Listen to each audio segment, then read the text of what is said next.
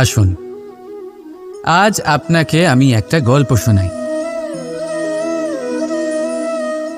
একবার এক চক্ষুহীন মানুষ মন্দিরে গেল ঈশ্বরের দর্শন করার জন্য।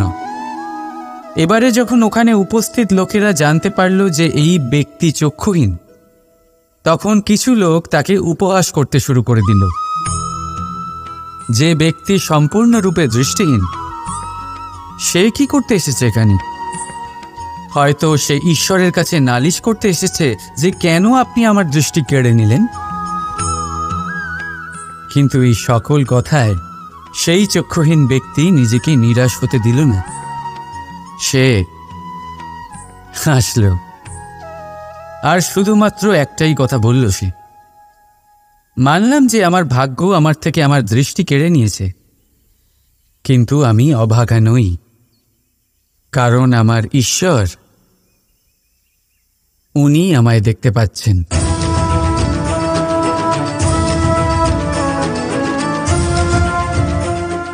তাই মনে রাখবেন, দৃষ্টি নয়, দৃষ্টিভঙ্গি আবশ্যক। যদি আপনার দৃষ্টিভঙ্গি শুভ হয়, তাহলে অশুভর মধ্যেও আপনি শুভ দেখতে পাবেন। আর মন প্রসন্ন হয়ে বলবে, রাধা রাধা। ধন ধন হলো কারোর জন্য মোহ, আবার কারোর জন্য মায়া, কারোর জন্য হয়তো ভাগ্য, আবার কারোর জন্য কর্মের পারিশ্রমিক। দেখতে গেলে এই ধন হয়তো সবার জন্যই অত্যন্ত প্রয়োজনীয় হয়ে থাকে। সেই জন্যই তো মানুষ নিজের সমস্ত জীবন অতিবাহিত করেন এই ধন অর্জন করার জন্য। অনেক মানুষ এমনও হয় যাদের সমস্ত জীবন এই ধন অর্জন করতেই কেটে যায়।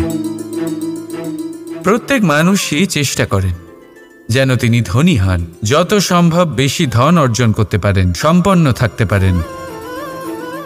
আর তা হবে নাই বা কেন?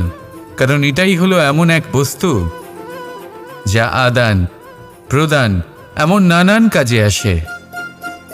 চেষ্টা তো সব মানুষই করেন, ধন অর্জন সব মানুষ করতে পারেন না।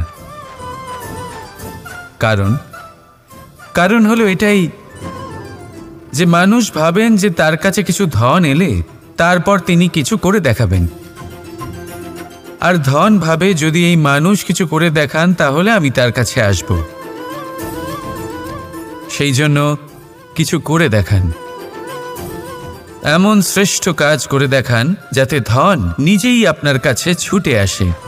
যদি আপনি ধন লাভের আশায় ছোটেন তাহলে আপনি নিজের সন্তোষ ভাব হারিয়ে ফেলবেন। কিন্তু এই সম্পত্তি যদি আপনার কাছে ছুটে আসে তাহলে আপনাকে মহান বলা হবে।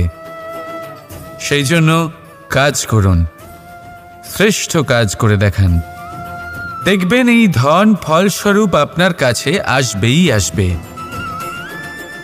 তাহলে আসুন আমার সাথে ভালোবেসে বলুন, রাধা রাধা।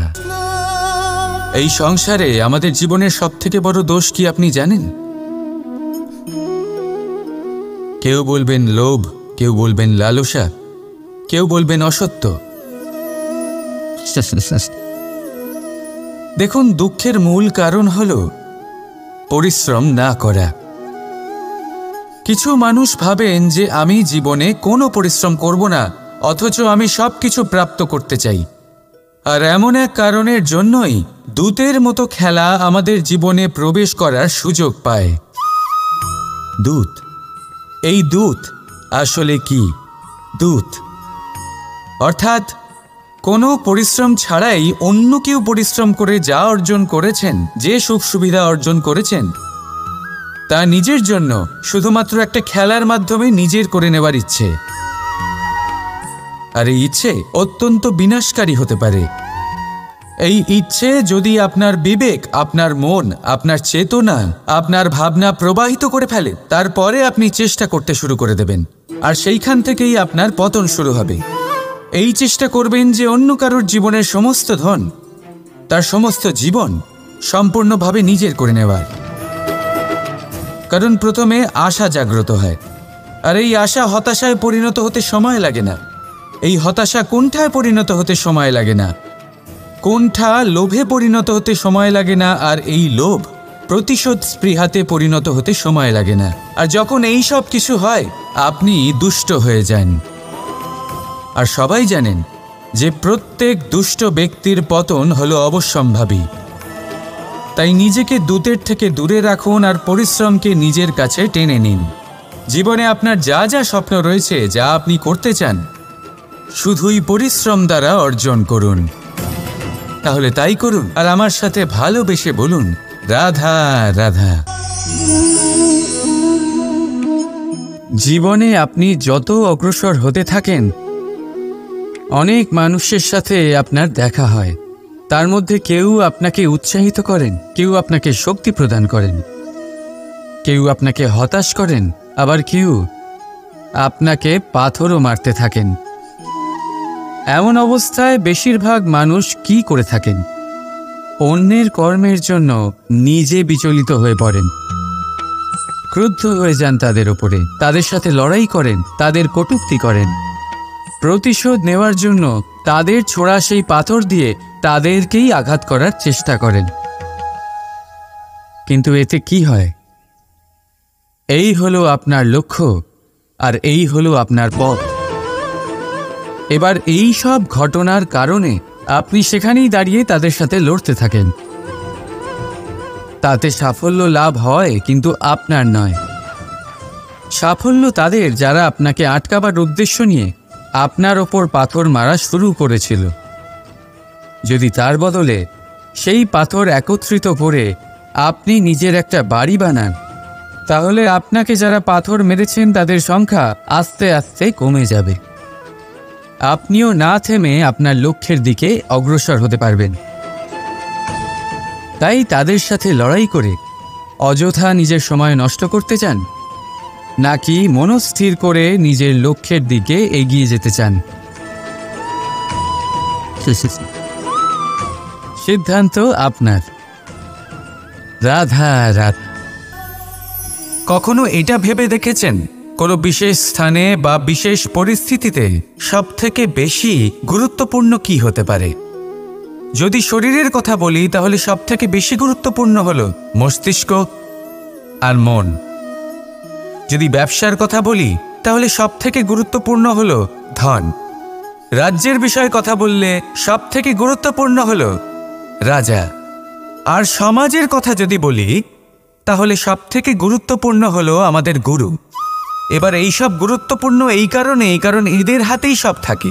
দেখুন, হয় এরা আমাদের উত্থানের পথে নিয়ে যেতে পারে অথবা আমাদের পতনের দিকে নিয়ে যেতে পারে। এবার যদি কোনো অসামান্য রাজা হন যিনি কিনা সত্যবাদী, যিনি একজন ভালো রাজা, তাহলে তিনি সেই দেশকে, সেই রাজ্যকে বিকাশের পথে নিয়ে যাবেন, আর নয়তো অন্ধকারের পথে নিয়ে যাবেন। যদি এবার গুরুর কথা বলা হয় তাহলে জেনে রাখুন, গুরু যদি শ্রেষ্ঠ হন তাহলে সংস্কৃতির সর্বশ্রেষ্ঠ স্তরে উনি এই সমাজকে নিয়ে যাবেন। যদি গুরু পাখণ্ডী হন, লোভী হন, লালসাগ্রস্ত হন, তাহলে এই সমাজেও এই পাখণ্ডতা, এই লোভ, এই লালসাই প্রকাশিত হবে। ঠিক এইভাবেই জীবনে, মানুষের জীবনে প্রেমেরও এক গুরুত্বপূর্ণ স্থান রয়েছে। যদি মানুষের মনে প্রেম থাকে তাহলে ধরে নিন সে জীবিত রয়েছে, আর যদি না থাকে তাহলে সে মৃতই প্রায়। যদি রাধাকৃষ্ণের বিষয়ে কথা বলি, বলবো কৃষ্ণের জীবনে যদি রাধা থাকে তাহলেই কৃষ্ণ হলো কৃষ্ণ, আর যদি রাধা না থাকে তাহলে কৃষ্ণ হলো যে কোনো পশুরই সমান। আসলে পশু থেকে মানুষ হওয়ার এই যে যাত্রা, এর আধার হলো প্রেম। এই প্রেমকে মনে জাগ্রত করে রাখুন আর আমার সাথে ভালোবেসে বলুন, রাধা রাধা। শক্তি, সামর্থ্য, প্রাবল্য এসব কোথা থেকে আসে? কোথা থেকে এগুলো প্রাপ্ত করা যায়? সেই লক্ষ্য দ্বারা যা আমরা প্রাপ্ত করতে পারি, নাকি সেই সংঘর্ষ দ্বারা যা আমরা জয় করতে পারি? না, এখান থেকে শক্তি লাভ করা সম্ভব নয়। যখন আপনার সামনে এমন কোনো লক্ষ্য থাকবে যাকে ভেদ করা অসম্ভব মনে হবে, তাও আপনি চেষ্টা করতে থাকবেন। আপনার সামনে এমন এক সংঘর্ষ থাকবে যা জয় করা সম্ভবই নয়, তাও আপনি চেষ্টা করতে থাকবেন। তখন আপনার শক্তি বৃদ্ধি পায়। অসম্ভবকে সম্ভব করে দেখালে শক্তির বৃদ্ধি হয়। দেখুন, যা সম্ভব তা তো যে কেউ করতে পারে। যা অসম্ভব কিন্তু আপনি চাইছেন, তা পূর্ণ করুন। সেই লক্ষ্য প্রাপ্ত করুন। সেই সংঘর্ষের উপর জয়লাভ করুন। প্রয়াস তো করে দেখুন। এই চেষ্টার দ্বারা এই শক্তির বৃদ্ধি হয়। আর যখন সেই শক্তি উচ্চ স্তরে পৌঁছে যাবে, তখন আপনি অসম্ভবকে সম্ভব করে দেখাবেন। তাই জীবনে চেষ্টা করতে থাকুন আর আমার সাথে ভালোবেসে বলুন, রাধা রাধা। আম এবং নিম, এই দুই যে যার স্থানে অত্যন্ত বিশেষ, অত্যন্ত শ্রেষ্ঠ। আম আমাদের শক্তি বাড়ায়, আর অন্যদিকে নিম রোগের সাথে লড়াই করার আমাদের ক্ষমতা বাড়ায়। এবার আম অত্যন্ত মিষ্টি হয় আর নিম অত্যন্ত তিক্ত। তাই এই কারণে কি নিমের নিরাশ হওয়া উচিত বা নিজেকে ঘৃণা করা উচিত? তার স্বাদ তিক্ত? কখনোই নয়। দেখুন, নিম তিক্ত, এতে নিমের কোনো দোষ নেই। দোষ হলো জিহ্বার, যে মিষ্টি পছন্দ করে, তিক্ত পছন্দ করে না। কিন্তু যদি আপনি নিজের জীবনে নিমের প্রয়োগ না করেন, তাহলে আপনার রোগ প্রতিরোধ ক্ষমতা বাড়বেই না। তাই নিম হলো অত্যন্ত গুরুত্বপূর্ণ। এর থেকে আপনি কি শিক্ষা পেলেন? এটাই যে জীবনে কখনো অন্য কারোর মাপকাঠি দ্বারা নিজেকে পরখ করবেন না। আপনার যোগ্যতা, আপনার বিশেষত্ব, আপনার গুণ, অপগুণ, এই সব কিছু আপনি নিজে বুঝে নিন। সেটাই যথেষ্ট। আসুন আর আমার সাথে ভালোবেসে বলুন, রাধা রাধা। আজকাল আপনি দেখে থাকবেন যে মা বাবা শুধুমাত্র সন্তানকে ভালোবাসেন তা নয়, তাদের মোহেও জড়িয়ে পড়েন। বিদ্যালয়ে যখন পাঠান তখন সমস্ত সুযোগ সুবিধা দিয়েই পাঠান। চেষ্টা করেন যে সবসময় যেন সন্তান তাদের চোখের সামনেই থাকে। কিন্তু ভুলে যান এক অত্যন্ত গুরুত্বপূর্ণ কথা, যে সন্তানকে এক নতুন দৃষ্টিভঙ্গি দেওয়াই হলো ওনাদের কর্তব্য। সেই জন্য পুরাতনকালে শিষ্যদের গুরুকুলে পাঠানো হতো, বাড়ির থেকে দূরে। কারণ বাড়ি ছেড়ে যাওয়া এক সন্তানের জন্য, এক শিষ্যের জন্য অত্যন্ত শুভ লক্ষণ হয়। যখন সে বাড়ির থেকে দূরে, গৃহস্থের থেকে দূরে থাকবে, তখন এই সংসারকে সে এক নতুন দৃষ্টিভঙ্গি দিয়ে দেখবে, পরখ করবে, বুঝতে পারবে, আর সব কিছু নিজে থেকেই শিখে যাবে কখন আক্রমণ করতে হয়, কখন পিছু হটতে হয়, কিভাবে এই সংসারের সম্মুখীন হতে হয়। আর এটা আপনার দৃষ্টি ওকে শেখাতে পারবে না, ওর অভিজ্ঞতা ওকে শেখাতে পারবে।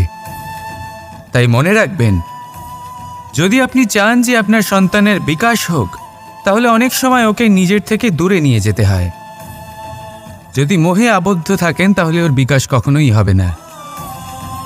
তাহলে আসুন আমার সাথে ভালোবেসে বলুন, রাধা রাধা।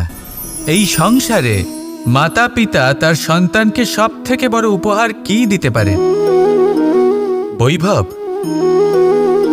সুযোগ সুবিধা, বাড়ি,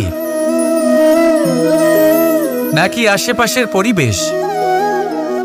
এই সংসারে মাতা পিতা তার সন্তানকে সব থেকে বড় উপহার শিক্ষা দিতে পারেন, কিন্তু তার জন্য সময়ের প্রয়োজন হয়। এবার এই সময় অত্যন্ত অদ্ভুত। সময়ের ধারণা সবার রয়েছে। কখনো কখনো কিছু কঠিন সময় বরদানের মতো আমাদের সম্মুখে আসে। এরকম কোনো সমস্যার কথা যদি আমি বলি, যেমন যুদ্ধ, মহামারী, মহা অসুখ, এরকম সময় আমাদের কাছে যথেষ্ট সময় থাকে। এই সময় আমরা চিন্তা করি, ভয়ভীত হই, কে জানে কত সম্পত্তির ক্ষয়ক্ষতি হবে। এবার এই সময় কিভাবে কাটিয়ে ওঠা যায়? অশুভ চিন্তা তার মনের মধ্যে বাসা বাঁধে, সে বুঝতে পারে না সে কি করবে। আমি বলবো, চিন্তা ত্যাগ করুন, এই ভয়কে ত্যাগ করুন। আর মনে রাখুন একটা গুরুত্বপূর্ণ কথা, যে ঈশ্বর আপনাকে বরদান দিয়েছেন যাতে আপনি নিজের কর্তব্য পূর্ণ করতে পারেন। কর্তব্য, নিজের পরিবারকে সময় দেওয়া, নিজের সন্তানকে শিক্ষা দেওয়া, তাদের সাথে বসুন, কথাবার্তা বলুন, আলোচনা করুন। কিছু কথা তারা বলবে, কিছু আপনি বলবেন, কিছু আপনি শিখবেন, কিছু তারা শিখবে। তাদের সাথে খেলা করুন, তাদের সাথে পূর্বপুরুষের গল্প করুন। এইসব করলে তাতে না শুধু তাদের ভবিষ্যৎ উজ্জ্বল হবে, বরং আপনিও সন্তুষ্টি পাবেন। ভয়ভীত হবেন না। আজ বর্তমানে আপনি কি করতে পারেন যাতে আপনার বর্তমান সঠিক হবে এবং ভবিষ্যৎ উজ্জ্বল হবে, তাতে একাগ্র হন। সব কিছু শুভ হবে। রাধা রাধা। বিবাহ। একজন নারীর জীবনে বিবাহের গুরুত্ব কতটা? আসুন আমরা কথা বলি রুক্মিণীকে নিয়ে। একজন নারী যিনি পবিত্র মানসিকতা নিয়ে কাউকে ভালোবেসেছেন, তাকে বিয়ে করতে চেয়েছেন। এবার বিয়ে মানে কাউকে পাওয়া, মানে কারোর হাত ধরে আগামী সমস্ত জীবন তার সাথে কাটিয়ে দেওয়া। এবার আমার হাত ধরে রুক্মিণী বিয়ের সুখ তো নিশ্চয়ই পেয়েছে, কিন্তু ওর এই প্রেমের যাত্রা এর অন্ত হলো না, বরং তা শুরু হলো। এবার রুক্মিণীর জীবনে সেই অধ্যায় শুরু হয়ে গেছে যেখানে ওকে সেই মানুষকে বুঝতে হবে যার হাত ধরে সমস্ত জীবন অতিবাহিত করার সিদ্ধান্ত নিয়েছে সে। এবার এরকম একটা সময় প্রত্যেকের জীবনে এসে থাকে। প্রত্যেকের মানে আপনারও। আপনার জীবনেও এমন এক সময় আসবে, তার জন্য তৈরি থাকুন। নিজের মনে যা যা বিকার আছে তা কোথাও ত্যাগ করে আসুন, আর পরিশুদ্ধ ভালোবাসা দিয়ে, পবিত্র মন দিয়ে নিজের জীবন সাথীকে বোঝার চেষ্টা করুন, কোনো আশা না রেখে। যদি এরকম করতে পারেন তবেই কঠিন পরীক্ষায় উত্তীর্ণ হবেন, নয়তো নয়। রাধা রাধা। এই সংসারে কিছু মানুষের তীব্র বাসনা থাকে, সে নিজেকে বিনাশ করতে চায়।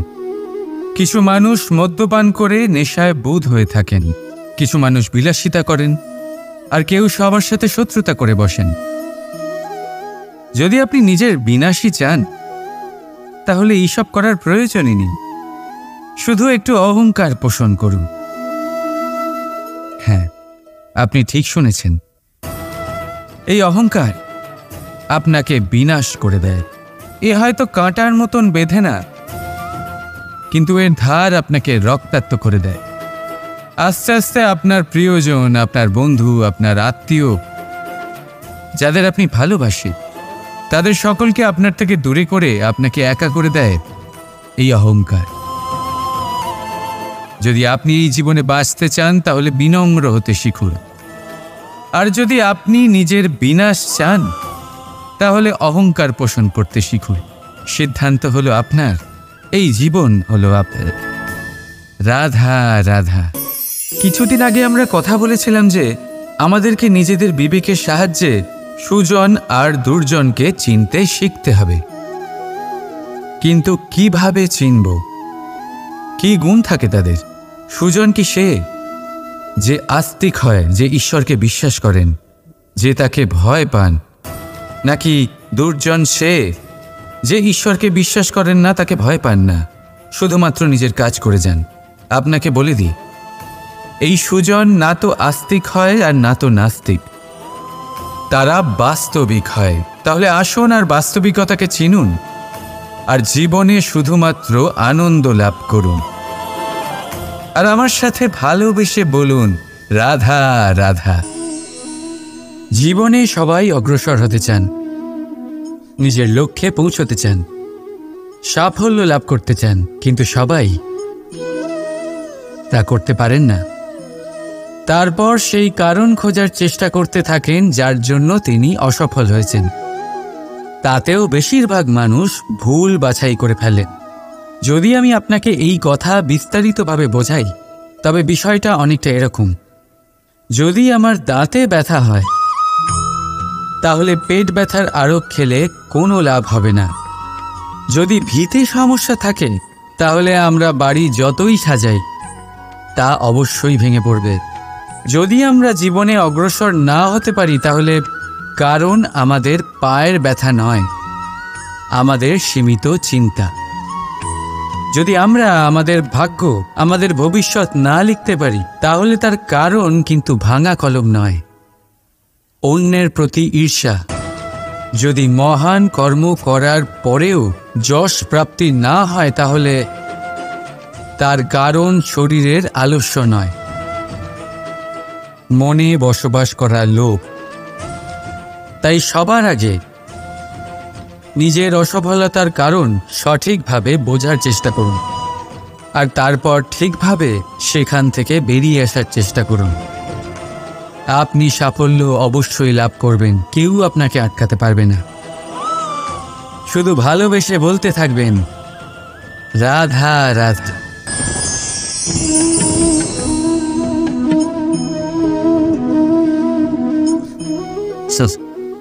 এই পাত্রের গুরুত্ব আমরা নিজেদের জীবনে বেশ ভালোভাবেই জানি। গ্রীষ্মকালে এটা আমাদের তৃষ্ণা মেটায়, শীতল জলকে যেন অমৃতের মতো আমাদের কাছে পৌঁছে দেয়। কিন্তু এই পাত্র তৈরি কিভাবে হয়? আপনি কি এই প্রক্রিয়ার বিষয়ে জানেন? সবার আগে কুমোর নিজের পা দিয়ে মাটি পিষতে থাকে, সেটা মেশায়, আর তারপরে সেটা চাকার উপরে বসিয়ে ঘোরাতে থাকে। এরপর সেটার উপরে বাইরে থেকেও আকার দিতে থাকে আর তার সঙ্গে ভেতর থেকেও সহায়তা করতে থাকে, যাতে এই কলসি ভেঙে না যায়। তারপর নিজের এই সৃষ্টি জ্বলন্ত উনুনে দেয় তার তাপে পোড়ানোর জন্য, আর তারপরেই শীতল জল দান করা এই পাত্র আমরা অর্জন করি।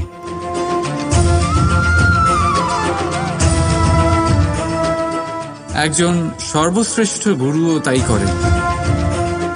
সবার আগে আমাদের মনের ভাবনাগুলিকে অন্তর থেকে বার করার জন্য আমাদের পিষতে থাকেন, তারপর দৃঢ়ভাবে আমাদের আকার দেন, আবার তার সাথে সাথে আমাদের সাহায্যও করেন। আর ঠিক তারপর পরীক্ষার অগ্নির সেই তাপে আমাদের ছেড়ে দেন পোড়ার জন্য, আর ঠিক সেইভাবেই আমাদের অস্তিত্ব তৈরি হয়। সেই জন্য যদি আপনার গুরু কঠোর হন তাহলে ওনার ওপর ক্ষুব্ধ হবেন না, ওনার ওপর ক্রুদ্ধ হবেন না, কারণ উনি সেই কুমোর যিনি আপনার জীবনের পাত্রকে এক সুন্দর আকার প্রদান করবেন।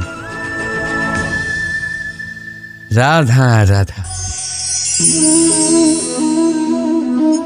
যদি যাচাই করে দেখেন তাহলে এমন কোনো রত্ন নেই যার মধ্যে কোনো দোষ নেই, কিন্তু যদি মনে আশ্রয় দেন তাহলে প্রতিটা রত্ন আমাদের কাছে সর্বশ্রেষ্ঠ। যদি পরখ করতে যান তাহলে সংসারে এমন কোনো জীব নেই যা সাপের থেকেও বিষাক্ত, কিন্তু বিশ্বাস করলে এমন কোনো জীব নেই যা সাপের থেকেও বেশি সরল হয়, যা শুধুমাত্র নিজের পথে চলে, ইচ্ছে করে কারোর ক্ষতি কখনোই করে না। সেই রকমই হয় মানুষ। যদি মানুষকে পরখ করে দেখতে যান তাহলে তাকে গুণবান মনে হবে না, কিন্তু যদি বিশ্বাস করেন তবে প্রত্যেক মানুষের মধ্যে কোনো না কোনো গুণ আপনি অবশ্যই পাবেন। শুধু বিষয় হলো আপনার দৃষ্টিভঙ্গি। তাই নিজের জীবনে মানুষকে পরখ করতে গিয়ে সময় নষ্ট করবেন না।